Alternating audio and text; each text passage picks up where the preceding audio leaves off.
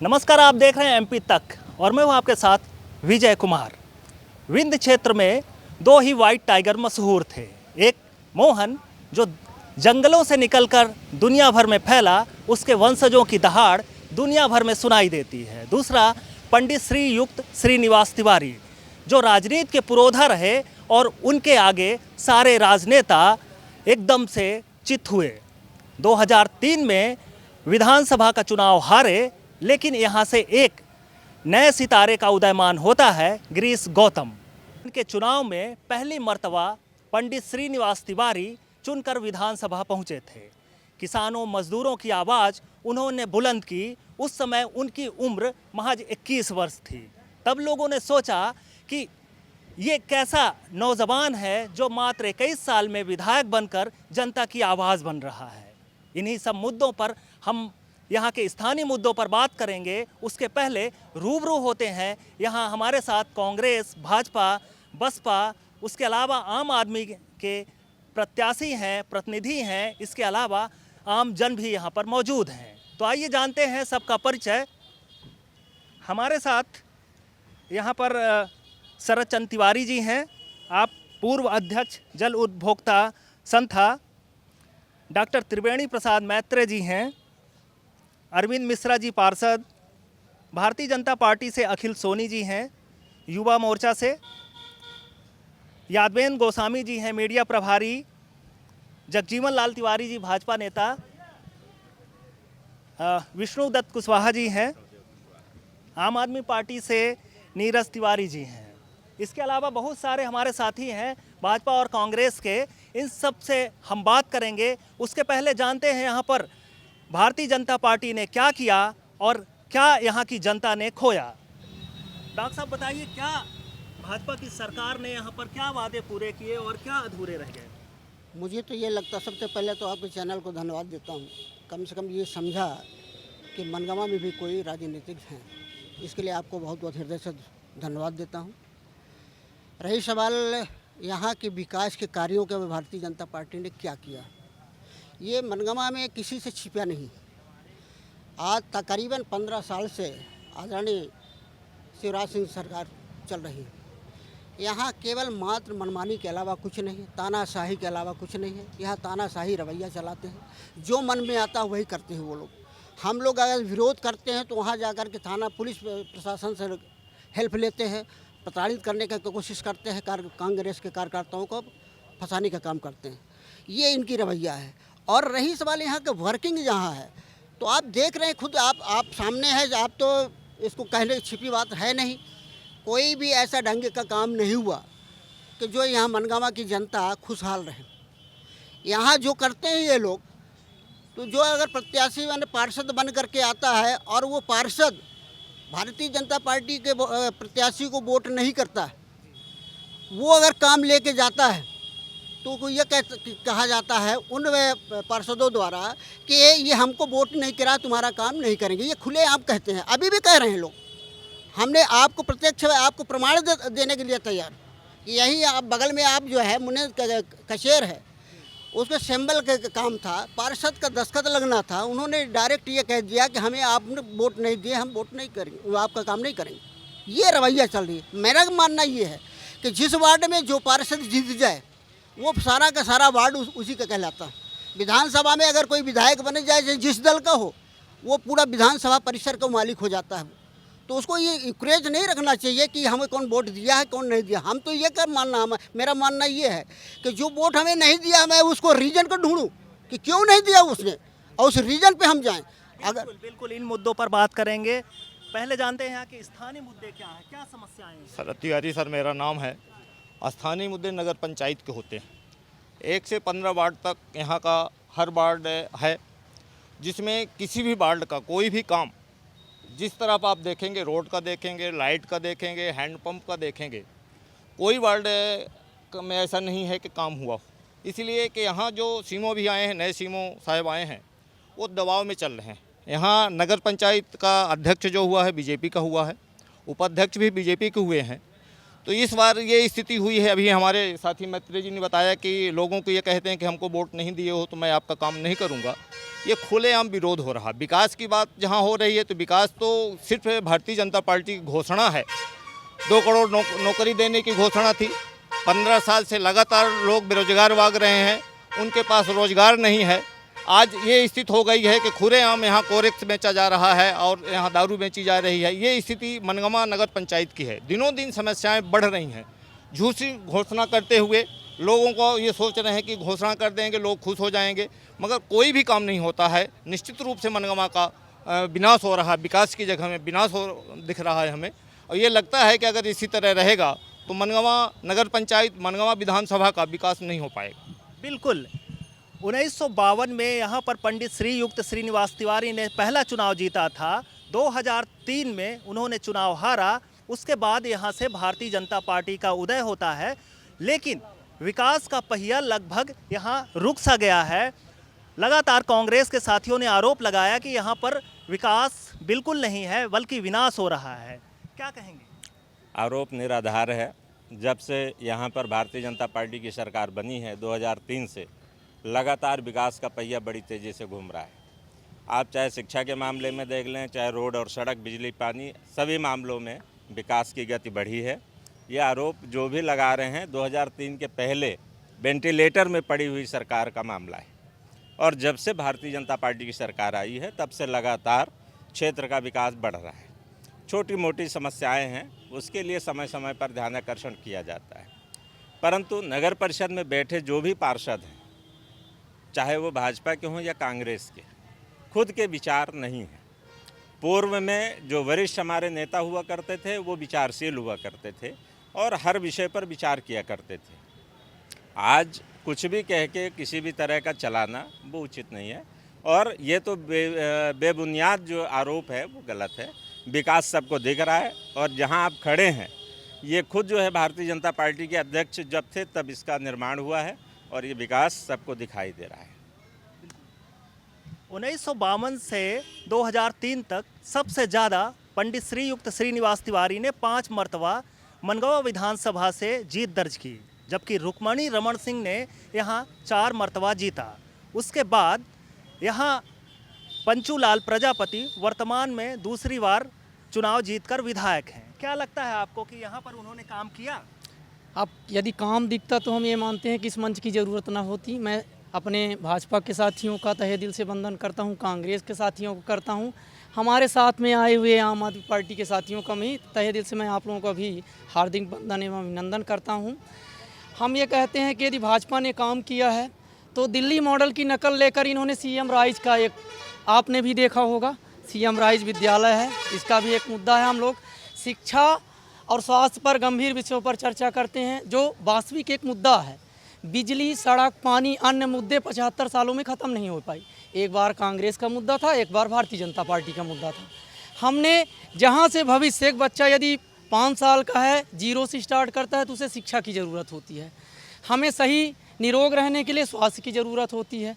तो हम ये मानते हैं कि बिजली, सड़क, पानी, कंस्ट्रक्शन से ज़्यादा जो भी मुद्दे हैं उससे बड़े मुद्दे शिक्षा और स्वास्थ्य से रिलेटिव मुद्दे हैं। अब यहाँ सीएम राइज की व्यवस्था देख लीजिए स्थानीय मुद्दों के रूप में। आप लोग कभी जाइए वहाँ देखिए क्या वास्तविक में सीएम राइज विद्यालय होने लायक है। आपके पास नई बिल्डिंग नहीं है तो आप उसको मत करिए, किसी विद्यालय को बंद करके क्या उसका प्रेजेंटेशन किया जाता है। उसमें देख लीजिए छत बिल्कुल गिर रहा है, फर्नीचर की व्यवस्था नहीं है, आपने सीएम राइज कर दिया। स्वास्थ्य की स्थिति पर हम चलते हैं, हमारा हॉस्पिटल यहीं पर है। हमने हॉस्पिटल में स्वतः निरीक्षण किया है, हमने फेसबुक माध्यम से डाला भी है।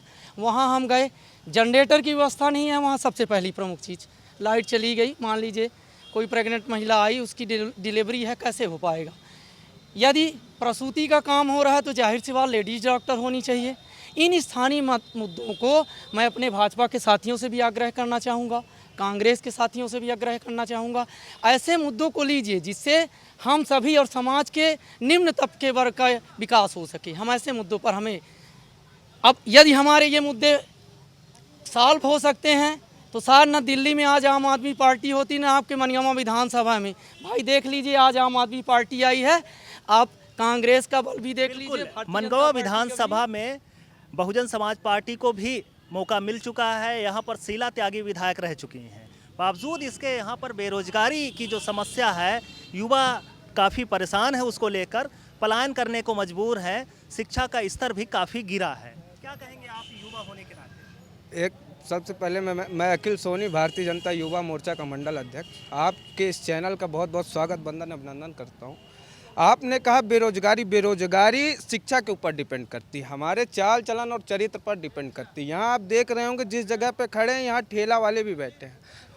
हमें अपनी खुद की शिक्षा की व्यवस्था को सुधारना होगा, सारी चीज़ें सरकार के ऊपर नहीं ठोंक देनी चाहिए। सरकार ने आज आप भारत देश में देखिए, सरकार ने 16 IIT दे दी, 7 IIM दे दिया, 14 IIMs दे दिए मेरी सरकार ने। मनगमा में भी शिक्षा का स्तर सुधर रहा है। आपका CM राइज स्कूल मनगमा पे हो गया। आपके स्वास्थ्य के लिए 6 करोड़ रुपए की नई बिल्डिंग बन रही है स्वास्थ्य के लिए, बगल में सिविल अस्पताल है।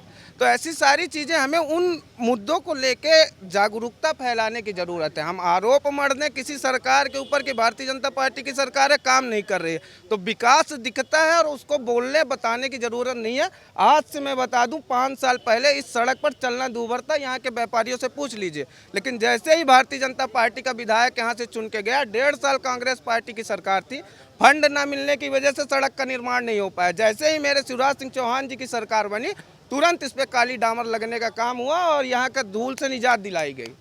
भारतीय जनता पार्टी जिंदाबाद। मैं आपको और बताता हूँ, आप यहाँ से आए होंगे, आपको एक यहाँ सड़क पड़ती होगी, चौराहा होता है जो एक्सीडेंटल पॉइंट होता है, ये मुझे कहने में कोई वो नहीं है, लेकिन उस एक्सीडेंटल पॉइंट पे हमारी सरकार ने 11 करोड़ रुपए मंजूर करके वहाँ पे ओवरब्रिज बनाने का काम लगभग अभी 2-3 दिन के अंदर उसका शिलान्यास होगा और 2023 के पहले हम उसका लोकार्पण करके जनता के लिए सौगात के रूप में देने का काम करेंगे।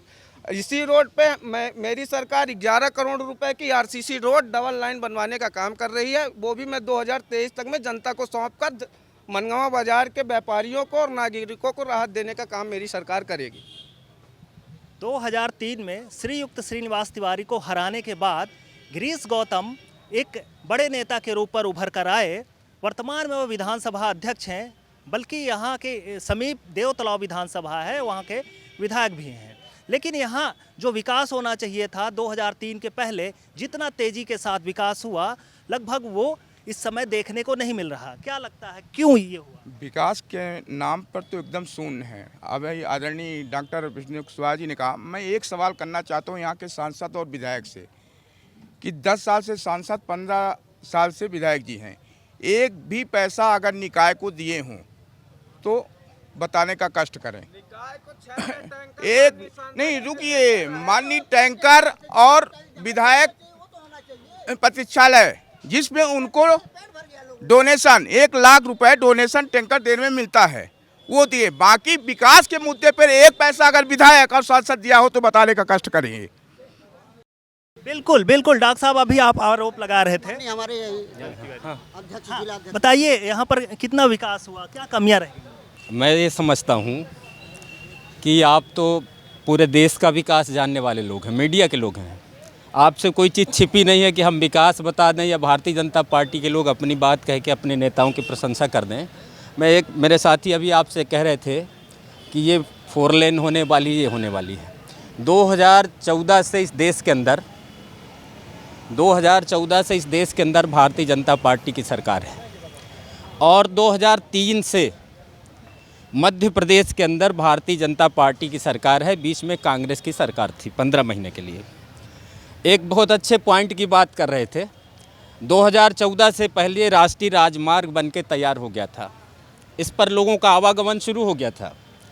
2014 से 2015 से मनगमा और मनगमा से जुड़े 50 गाँव के लोग इस बात को उठा रहे हैं कि यहाँ चौराहे पर ब्रिज बनना चाहिए। दुर्घटनाएं होती हैं, महीने में 1, 2, 4 घटनाएं हो जाती हैं, लोग मर भी जाते हैं, बड़ी बड़ी घटनाएं होती हैं, परिवार सूने हो जाते हैं। और इसके लिए कांग्रेस पार्टी ने, अन्य दल के लोगों ने भी, यहाँ के हमारे व्यापारियों ने, यहाँ से जुड़े सामाजिक लोगों ने भी इस मुद्दे को उठाया। आज की तारीख तक 2023 के विधानसभा चुनाव के समीप हम लोग पहुँच रहे हैं, 10 महीने 11 महीने बचे हैं, अभी तक वो ओवरब्रिज बन के नहीं तैयार हुआ। दूसरी चीज़ मैं आपसे कहना चाहता हूँ कि यहाँ जितने भी सरकारी संस्थान हैं आप देख लीजिए विकास के इनके मॉडल का स्वरूप, एक भी, चाहे वो ITI का परिसर हो, चाहे हॉस्पिटल जैसा सेंसिटिव हो जहाँ बच्चों का जन्म होता है, मरीज एडमिट होता है, चाहे तहसील का परिसर हो, कहीं भी बाउंड्री नहीं बनी है, एक ईंटा नहीं रखा गया। और ये विकास की दुहाई देते हैं, भारतीय जनता पार्टी के नेताओं को श्रेय देना चाहते हैं। दूसरी बात मैं करना चाहता हूँ, 2011 के बजट में तत्कालीन केंद्र की सरकार ने प्रधानमंत्री आवास की राशि जो इस समय मिल रही 1,20,000 रुपये किया था। कब? 2011 में। तब भी 3 लाख रुपए का बजट मनमोहन सिंह जी की सरकार ने रखा था, पर ये 2014 में जब सरकार में आया उसको लागू किया तो प्रधानमंत्री आवास की कीमत को बनाया 1,20,000 रुपये।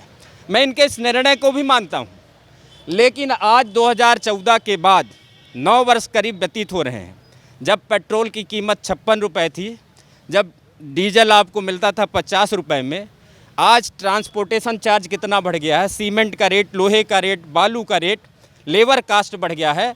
तब भी हमारे देश के अंदर ग्रामीण अंचलों में प्रधानमंत्री आवास 1,20,000 रुपये दिया जा रहा है। ये विकास की सोच है। दूसरी तरफ जो हमारे माननीय विधायक हैं, जो हमारे सांसद हैं, जब वो अपने छतरी बनवाते हैं, यात्री प्रतीक्षालय आपको यहाँ दिखेगा, उसमें बाकायदे कीमत टगी है। वो ऐसी छतरी है जिसमें आप न बरसात में भीगने से बच सकते हैं, न ठंड में ठंड से बच सकते हैं, और न गर्मी के दिनों में आप उसके लू से बच सकते हैं, लू के थपेड़ों से उससे बच सकते हैं। उसकी कीमत 2.25 लाख और 3 लाख रुपए है।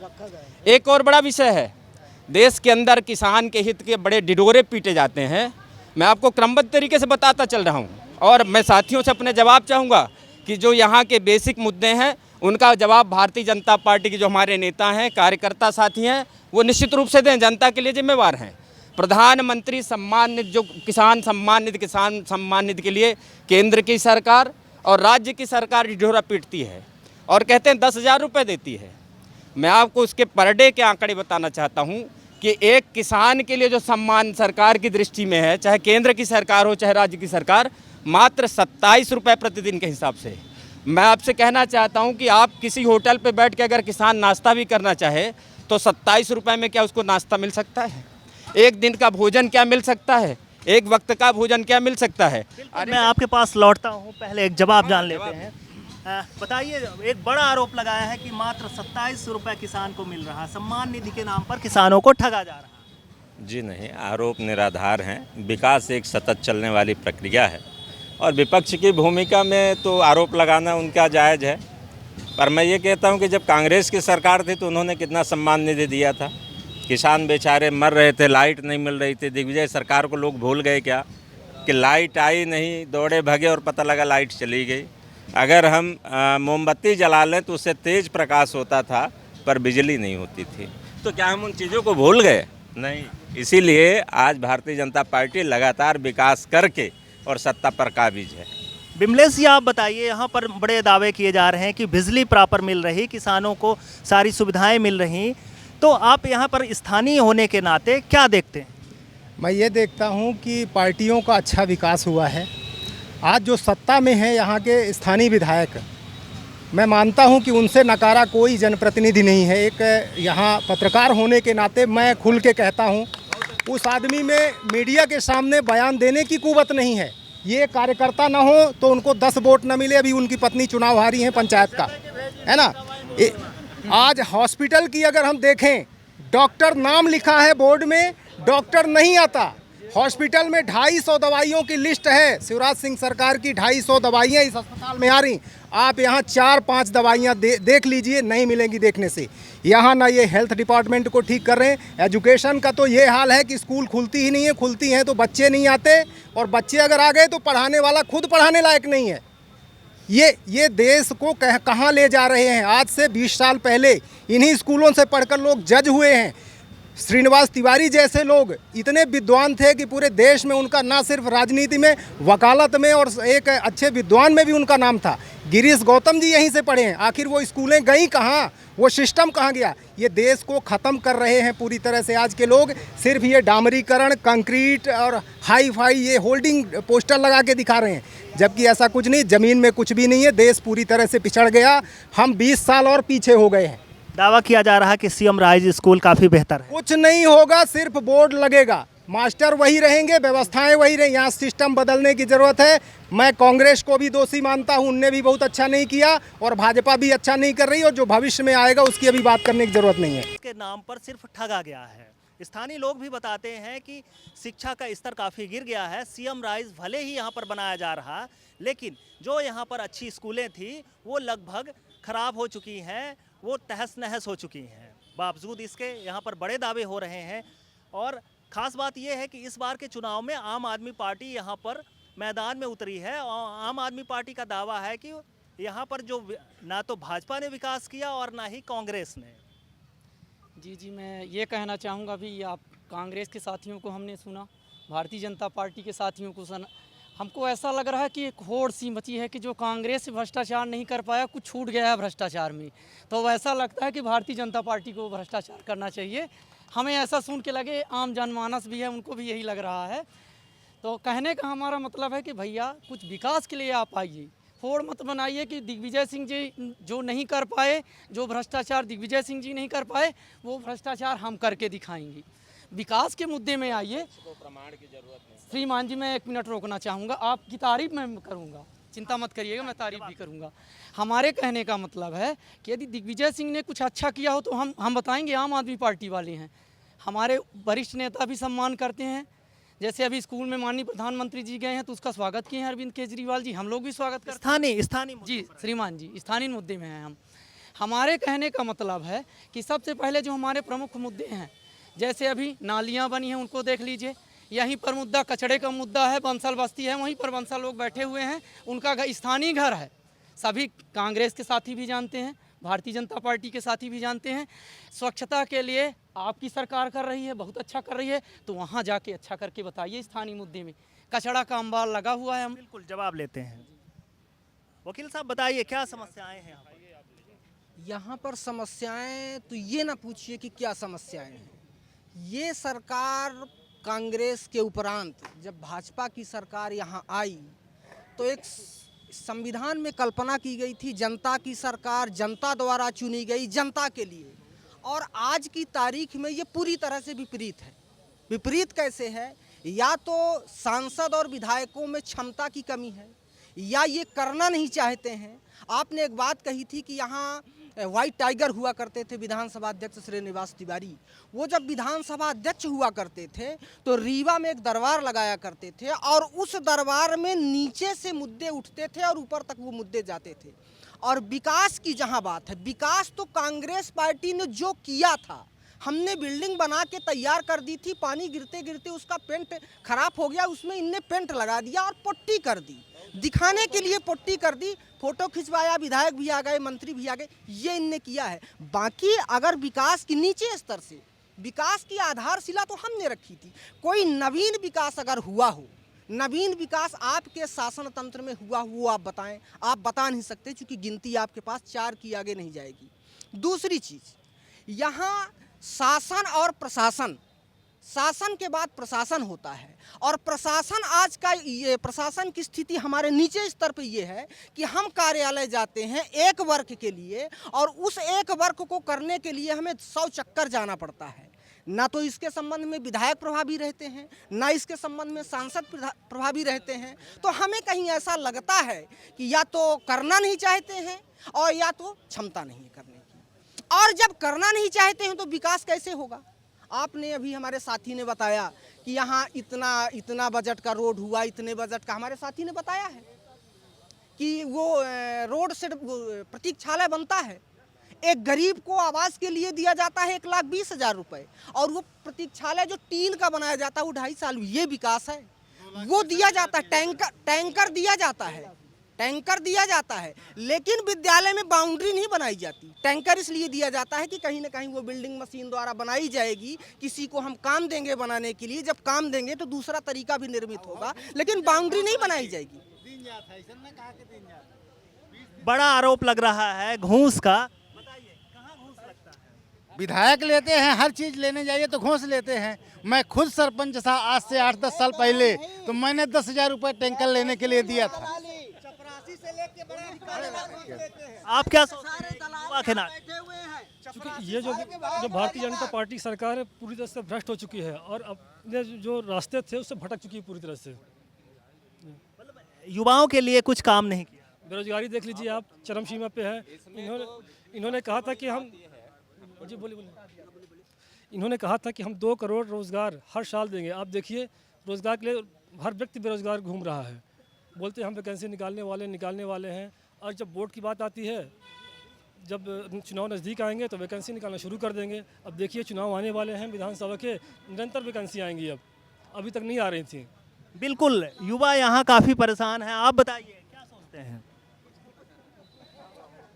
क्या समस्याएं हैं यहाँ? यार जिस मोहल्ले में मैं रह रहा हूँ तो वहाँ तो देखिए नालियाँ तो बनी है, लेकिन नाली में केवल मई जून में वो साफ़ सफाई होती है, बाकी दिनों में वो कभी साफ़ नहीं होती है। आज प्रेजेंट टाइम पर वहाँ पर अगर कोई भी जाके मुआयना भी कर ले तो नाली और रोड एक समान चल रही है। उसका पानी जहाँ हैंड पंप भी है वहाँ भी बह रहा, माने हैंड पंप नाली के गंदे पानी से वो डूब चुका है, उसका कोई ध्यान देने वाला नहीं। ना तो नाली की सफाई होती है, नाली अगर सफाई नहीं होती तो मच्छर पैदा होते हैं, उससे क्या मलेरिया फैलती है, लोग बीमार पड़ते हैं। यही समस्या। स्थानीय समस्याओं के साथ यहाँ पर बेरोजगारी जैसी और ख़ास तौर से भ्रष्टाचार का मामला निकलकर सामने आया है। क्या विधायक जी पर आप लोग लगातार आरोप लगा रहे हैं कि भ्रष्टाचार किया है? तो जाहिर है, सब देख रहे हैं, उसमें क्या छिपी बात थोड़ी है भाई। ये बताइए, वो लगातार 3 पंचवर्षीय वो चुनाव लड़ रहे हैं, विधायक हुए हैं, आज तक बताइए, जैसे हमारे पार्षद जी ने कहा, एक भी राशि यहाँ उपलब्ध नहीं कराया गया, और ये मानते हैं कि मनगावा हमारे लिए कुछ नहीं है, ये मान के वो चलते हैं।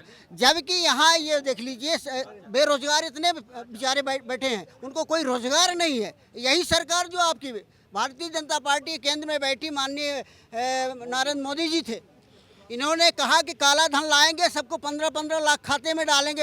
हम इनसे पूछना चाहता हूँ, ये बीजेपी के हमारे आदरणीय लोग खड़े हुए हैं कि क्या 15 रुपया आया खाता में? इतने ही मैंने जुल्फे छोड़ते हैं ये जितने झूठ बोल सके, इतना ज़्यादा झूठ बोलते कि मैं क्या बता दूँ इनको। ये झूठ बोलने में माहिर, इनका सर्टिफिकेट मिल चुका है इनका। बिल्कुल, लगातार आरोप लग रहे हैं कि और बता दूँ जी, ये अभी आपने कहा है कि ओवरब्रिज बनाएंगे। आज हमारे आदरणीय अध्यक्ष महोदय जी बताएं, 2014 से आज तक ओवरब्रिज नहीं बनी, जबकि हमारे कांग्रेस पार्टी के और यहाँ के समाज के लोग और इतना धरना प्रदर्शन किया, अब तक नहीं। अब चुनाव आ गया ना 2023 में, अब सब याद आएंगे इनको, सारी चीज़ें आ जाएंगी, नक्शा आ जाएंगी। ये धर्म के नाम पे लड़ाएंगे, जात के नाम पे लड़ाएंगे, भाईचारा के नाम पे लड़ाएंगे, यही इनका ये काम हमेशा बना रहता है। हाँ बताइए। भारतीय जनता पार्टी के लोग बिजली की बात करते हैं कि हम 24 घंटा उज्ज्वला योजना देते हैं। हमारी कमलनाथ सरकार 15 महीने की आई, 100 रुपये यूनिट, 100 रुपये बिल का दिए। भारतीय जनता पार्टी की सरकार चोरी से और लूट करके सरकार में काबिज होकर उसको प्रस्ताव को हटा दिया गया, कैबिनेट से मंजूरी हटा दी गई, और उस 100 रुपये के नाम पे आज 5-5 हजार रुपए बिजली के बिल आ रहे हैं। जाति धर्म के नाम पे हम लोगों को बांटा जा रहा। गौ की पूजा करते हैं, धर्म की पूजा करते हैं। आज किसान गौ आवारा पशुओं से प्रताड़ित है कि हम खेती कर लें, अनाज उगा लें, और ये गाय आवारा पशु जो है, ये हम लोग पूरे किसान उसके आलम से परेशान है, बिजली के नाम पर परेशान है। फर्जी मुकदमा लगवा करके जबरदस्ती बिल वसूला जाता है और जेल में ठोसने का काम भारतीय जनता पार्टी के नुमाइंदे करते हैं। बिल्कुल, इस क्षेत्र में बिजली की काफ़ी समस्या है। बिजली के भारी भरकम बिल तो आते हैं, लेकिन किसानों को बिजली नहीं मिल पा रही है। इस सड़क की काफ़ी समस्याएं हैं, आए दिन दुर्घटनाएं हुई हैं। आपने बताया कि इस सड़क का प्रस्ताव लिया था, क्या प्रस्ताव था? देखिए, सड़क के संबंध में स्थानीय बात करें या प्रदेश की बात करें, स्वयं मध्य प्रदेश के मुख्यमंत्री ने परसों इस बात को सार्वजनिक रूप से स्वीकारा है, और आपके अखबार मीडिया में सुर्खी बना था कि जिस राजधानी में माननीय मुख्यमंत्री जी निवास करते हों, राज्यपाल महोदय का निवास हो, पूरी कैबिनेट का निवास हो, वहाँ की सड़क को लेके मुख्यमंत्री का ऐसा बयान आया था, अखबारों ने छापा है, आपके चैनलों ने दिखाया कि मुख्यमंत्री हुए लाल। जब चुनाव आ गया तो मुख्यमंत्री जी लाल हो रहे हैं, उनके दच्चा लग गया तो लाल हो गए। और जब पूरी सड़कों पर एक्सीडेंट हो रहे हैं, हजारों परिवार तबाह हो रहे हैं, लोग अस्पताल पहुंच रहे हैं, आवारा पशु के नाम पर लोग मर रहे हैं, तब मुख्यमंत्री जी को कोई सुध नहीं है। गांवों की सड़कों का हालत, आपके शहर की सड़क का हालत ये है कि चलने लायक नहीं है। आपके यहाँ सबसे बड़ा कांड अभी रीवा में तत्कालीन हुआ है सुहागी कांड, और सुहागी कांड में सड़क की लापरवाही, ठेकेदार की लापरवाही, विभाग की लापरवाही से 15 लोगों की जान चली गई और 25-30 लोग घायल हैं। और सरकार का तो आईना स्पष्ट है, चरित्र स्पष्ट है कि जब चुनाव आता है तो ये बड़े संवेदनशील मुख्यमंत्री हो जाते हैं कि बड़े लाल पड़ गए। अरे जब तक ठेकेदार काम कर रहा था, जब तक विभाग काम कर रहा था, आपने कभी समीक्षा नहीं किया, कभी देखा नहीं। और जब आप विदेशों में जाते हैं तो कहते हैं कि मध्य प्रदेश की सड़कें एकदम से चकाचक हैं। बिल्कुल, छोटे से समय में आप अपनी बात करिए। मेरा निवेदन ये है कि आप यहाँ पधारे हुए हैं, मैं आपको अगर आपके पास समय हो तो 1-2 वार्ड का निरीक्षण करवाना चाहता हूँ। जो भारतीय जनता पार्टी अपने झंडा ऊंचा कर रही है उसको मैं आपको सार्वजनिक रूप से दिखाना चाहता हूँ। आम आदमी पार्टी के लोगों ने आपको बताया है कि आप चल के देख लीजिए कि मनगामा का किस तरह का विकास होता है। मेन रोड पे आप चलेंगे, कम से कम 100 ट्रक 50 ट्रक कीचड़ पड़ा हुआ है और गंदगी का आलम बना हुआ, जहाँ हर तरह की परेशानी हो रही। विकास हो कहाँ रहा भाई? विकास में हम खुश नहीं, हम मनगामा की जनता है, हम खुश नहीं हैं, आप खुश नहीं हैं। भारतीय जनता पार्टी कहती है हम खुश हैं। भाई आप भी बिल दे रहे हो, मैं भी बिल दे रहा हूँ।